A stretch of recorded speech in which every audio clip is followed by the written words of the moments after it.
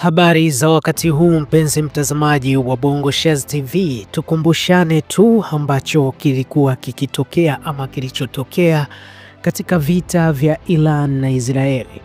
Israeli ilishambuliwa na wimbi jipya la makombora ya Iran siku ya Alhamisi asubuhi, huku hospitali kuu kusini mwa nchi hiyo ikiwa na uharibifu mkubwa. Kulingana na maafisa, Israeli ilishambulia kinu cha Iran cha Arak, kituo cha nyuklia karibu na katikati mwa nchi, bila uharibifu mkubwa ulioripotiwa.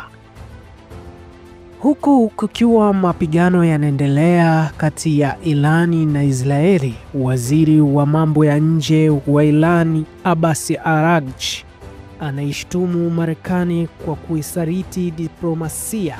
Anasema itakabiliwa na matokeo ya milele baada ya kujiunga na Israeli katika kampeni yake ya anga dhidi ya nchi yake.